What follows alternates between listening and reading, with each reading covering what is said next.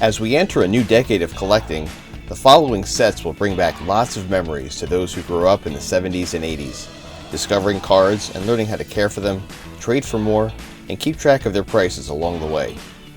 Many stars that we watched, some of whom gained entry into baseball's Hall of Fame, made their mark during this time. Due to the overall lack of variations and number of cards I need to upgrade these sets, I'm going to consolidate the showcase into just 2 videos. Topps 1980 release went back and gave a nod to the pennant graphic from 1965 with 2 ribbons placed in opposite corners of the card fronts, one displaying the team name and the other player position. At a count of 726, this set is bright, with information displayed in a clean format. The backs contain personal career highlights and the return of a cartoon to go along with the stats we've grown accustomed to.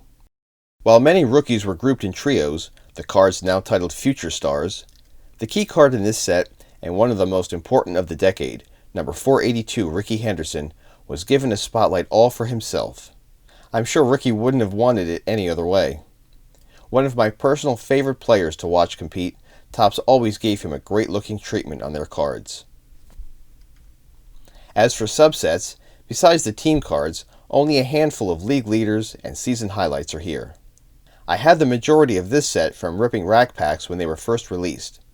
Since then, I completed it, sold it, completed a second and sold that one, then finished this from a large collection purchase in the 1990s. It's a fun set to compile, as are all the ones from years in which I was first exposed to the hobby. No errors or variations to be found, for I don't believe those few cards that are said to have a color change on players' names are errors.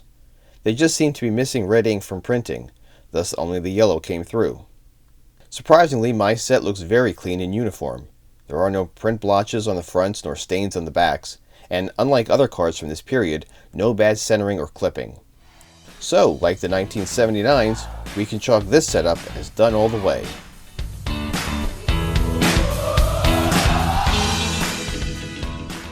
Pardon the pun, but Topps really hit one out of the park with their 1981 baseball set.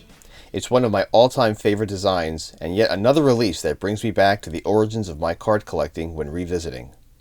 Maybe it has to do with the caps positioned at the bottom left, or the border colors. Who could forget those bright pink Yankees cards that looked like they were drowning in bubblegum? On the backs, cartoons depicted player facts when necessary. Otherwise, they allowed career stats to do all the talking. Team cards would be seen for the final time in a regular issue Topps set until 2001, all running consecutively toward the set's end. Your usual supply of record breakers, league leaders, and postseason highlights appear. Rookies include Tim Raines, Harold Baines, Kirk Gibson, and Fernando Valenzuela. Again, no errors or variations to speak of. Since the 1975 release, Topps had just one card that needed to be fixed during that stretch.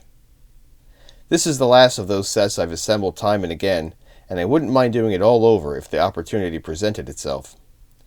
Unfortunately for me, after going through these cards, I came across 7 with poor cuts on the reverse, including the Valenzuela and Tony Pena rookies. They'll be easy to find, but I really thought this set was a done deal.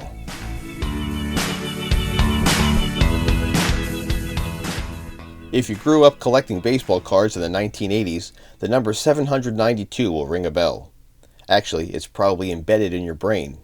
That would be the number of cards that made up a complete Topps set for over a decade, starting in 1982.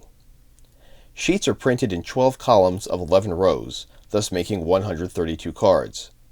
This example of an uncut sheet from 1981 has a row of double prints. Topps eliminated such distractions, therefore 6 individual sheets made up the new run, which eclipsed the, at the time, huge number of 787 produced a decade earlier. Notable in its design is what I refer to as the double hockey sticks. 2 colored bands run down the left side of each card, wrapping the bottom corner slightly to display player position. In-action cards made their return, joining such subsets as season highlights and the return of separate all-star cards. Team photo cards were replaced with team leaders, which would make several return appearances. The big name who made his introduction this year was Cal Ripken Jr., part of a series titled Future Stars, where rookies from the same team were grouped in threes. A few notable variations. George Foster's All-Star card number 342 is found with and without the facsimile autograph on front. Another Reds player with a fix, Tom Seaver's All-Star card number 346, has the word Tide printed as part of his bio. Other versions have that space printed as T space ED, and another supposedly with the word The. Finally, Pascual Perez's rookie card number 383 can be found with and without his position on the card's front. This was a hot card to find back in the day, but pricing has since cooled. 1982 Topps has somewhat of a cult following, with collectors looking for the rare blacklist versions of most cards. No black ink came through during the printing process on these, so cards were missing the border around each photograph, as well as the facsimile autograph on card fronts. Notice the differences here. All-Star cards were also without each player's name on front. I bought this set at a collectibles show. It was only missing the Ripken rookie, so for $12 I couldn't pass it up. Luckily, card number 21 popped up in a random rack pack, and the set was as one. Looking at it now, just one card is in need of an upgrade, number 84 Rennie Stennett, which suffers from a poor cut. And I'm still searching for the third version of Tom Seaver's All-Star, if it does exist, and the no-position Perez.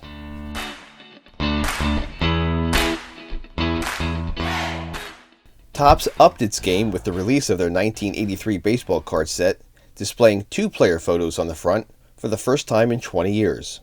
At a 792 card count, the company eliminated rookie cards listed as prospects or future stars, making fans and collectors alike wait for the traded set, which was released later in the calendar year. Names like Strawberry, Kittle, and Franco wouldn't find an audience until then.